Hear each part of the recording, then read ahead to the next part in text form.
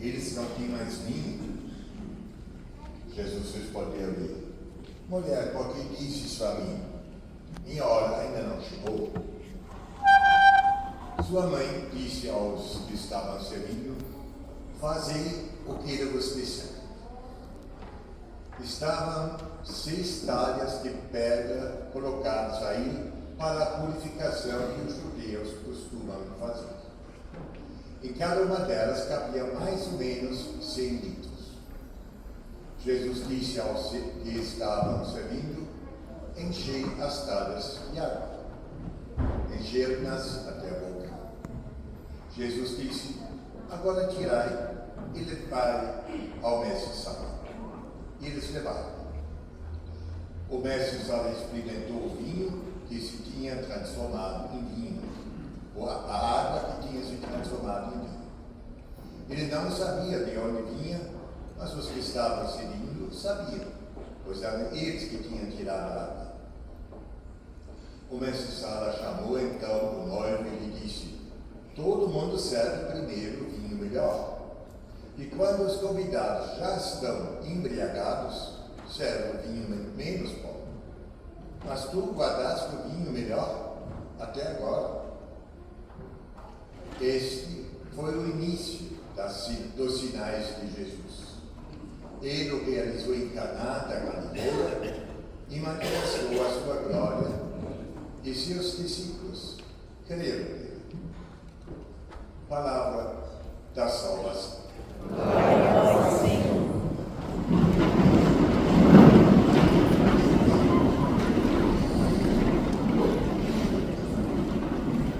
Domingo passado nós refletimos sobre o batismo de Jesus lá na Galileia, Rio Jordão, na Judeia, no Rio Jordão. Depois disto, Jesus voltou para Galileia, e aí a primeira coisa que se conta é esta história de que ele estava convidado para um casamento. Sabemos que essas histórias na Bíblia todas são catequéticas, ou seja, no termo técnico, midrash.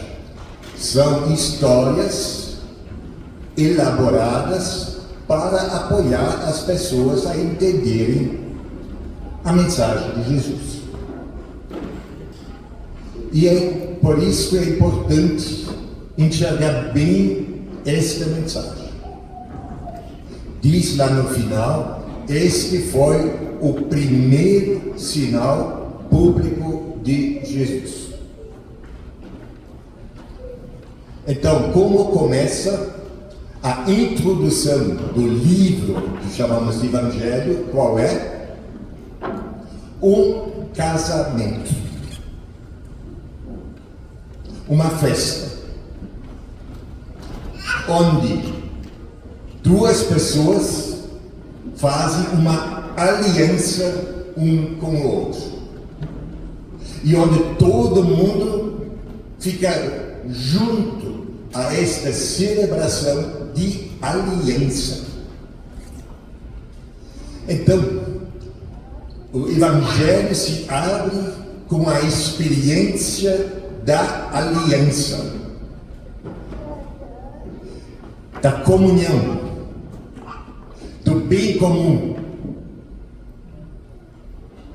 E esse mesmo livro, o último ato público antes da condenação à morte, qual é? De novo, uma reunião, um jantar festivo, e nesse jantar festivo, de novo, se celebra a nova aliança e a grande comunhão.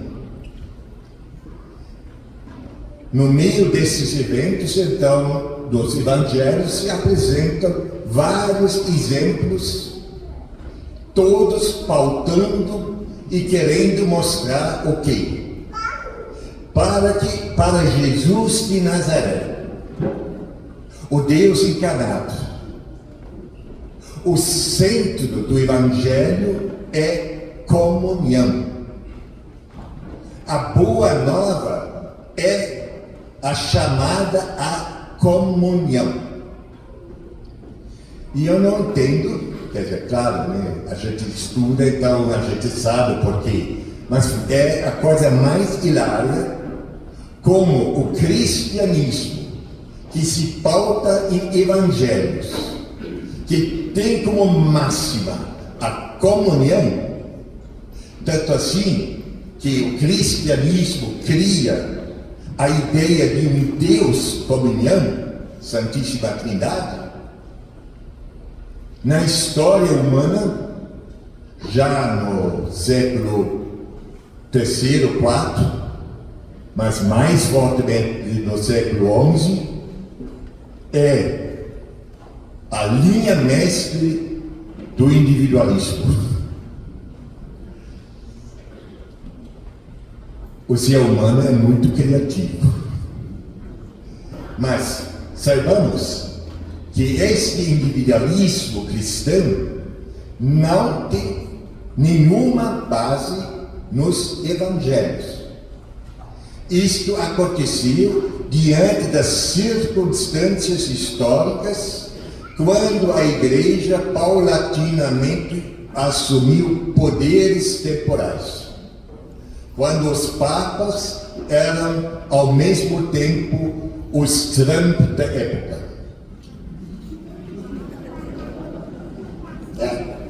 É isso. E nem pôr nem tirar. É isso mesmo que eles eram. E aí se desvirtuou totalmente a ideia cristã. A ideia cristã é: nós só nos realizamos como pessoas humanas quando celebramos a comunhão.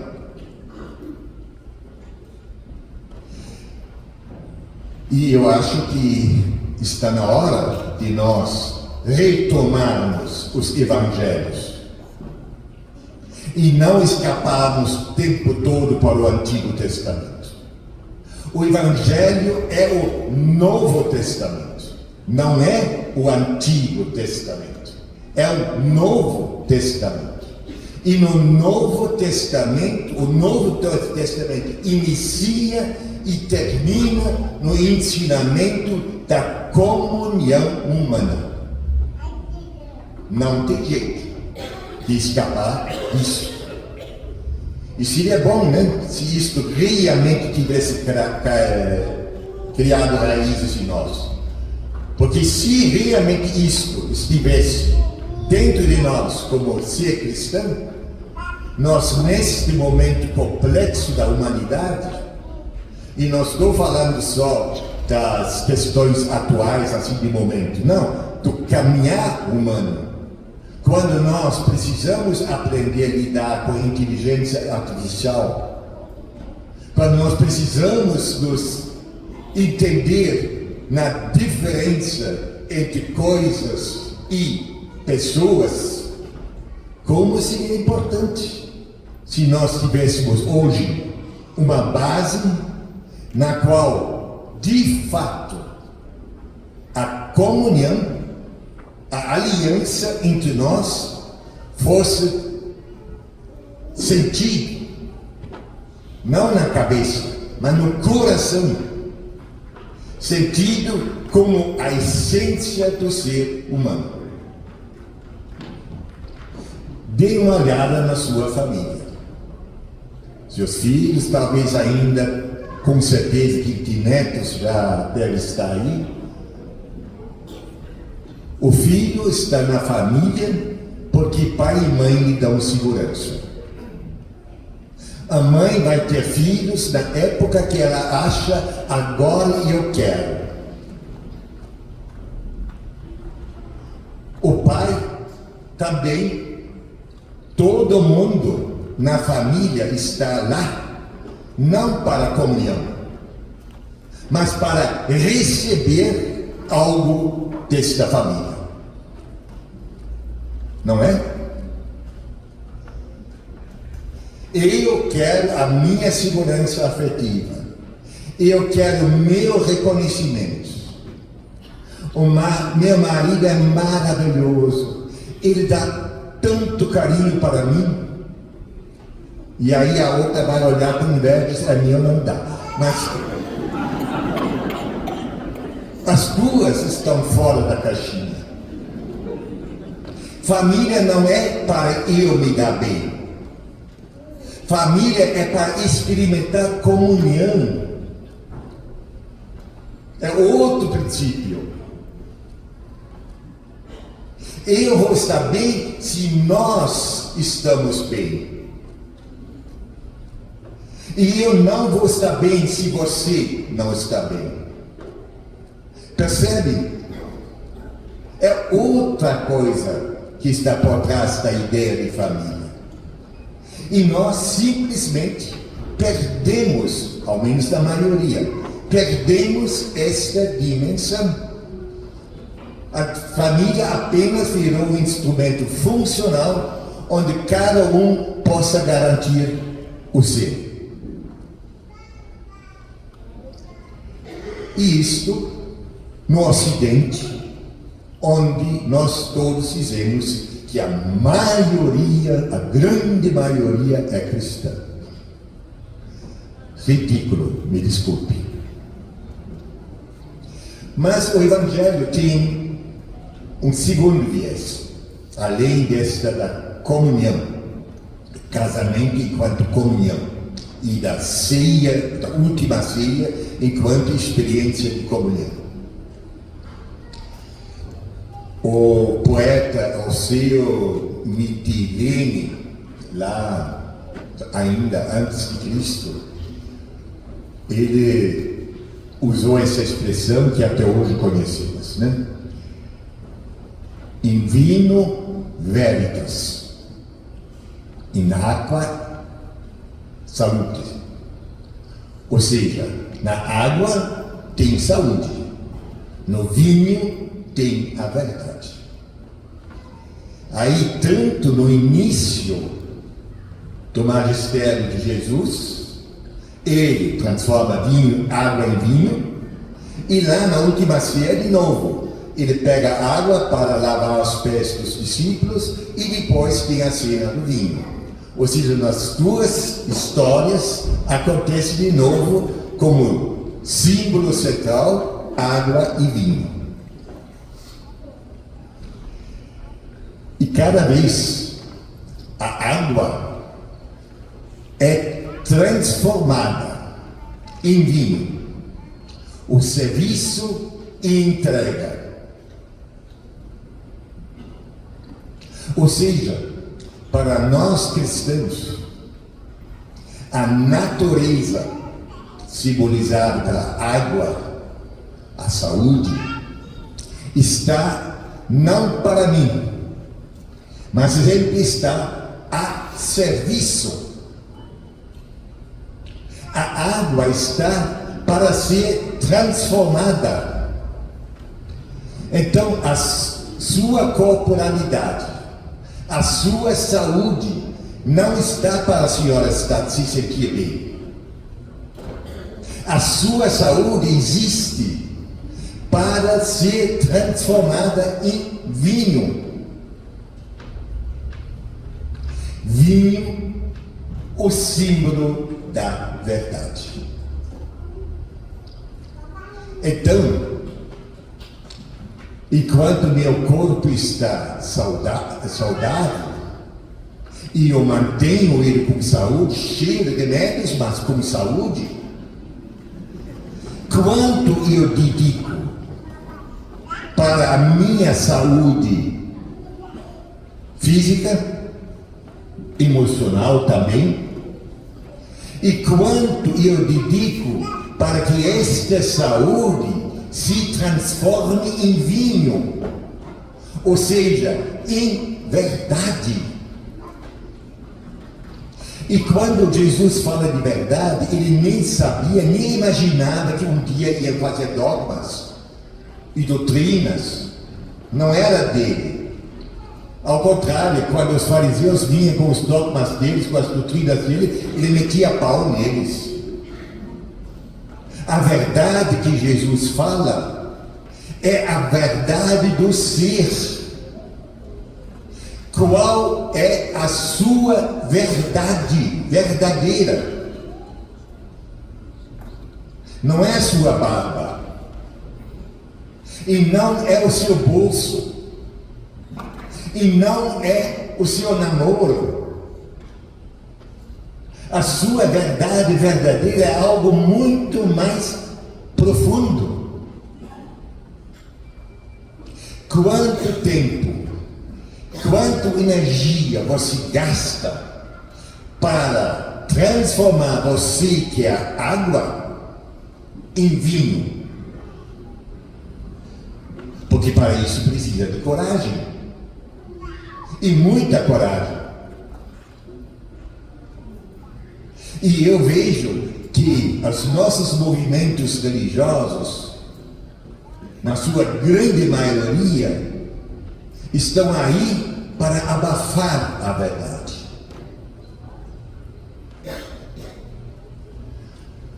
E eu já falei muitas vezes dessas questões mais atípicas, vamos dizer assim, menos comuns, porque atinge um percentual menor da população. Mas vamos voltar ao tema.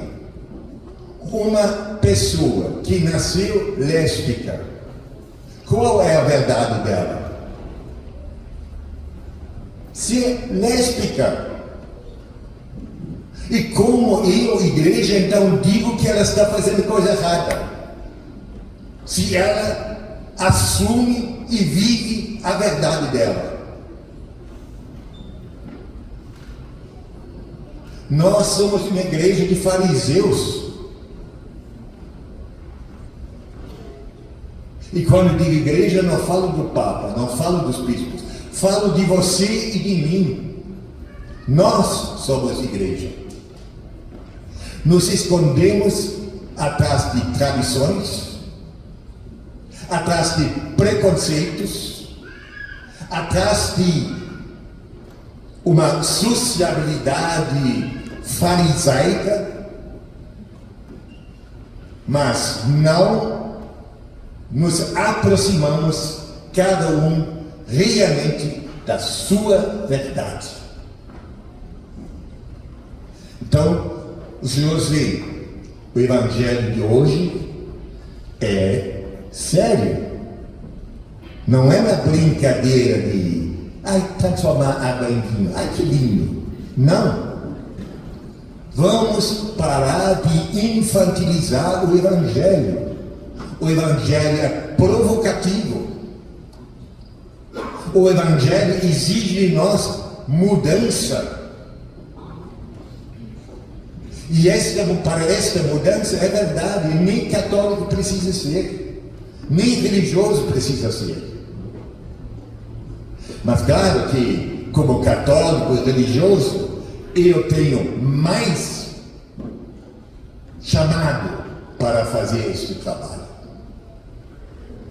Então, por favor, vamos parar de usar a religião como fuga e vamos usar, sim, ela naquilo que ela realmente deve ser: provocação para a mudança.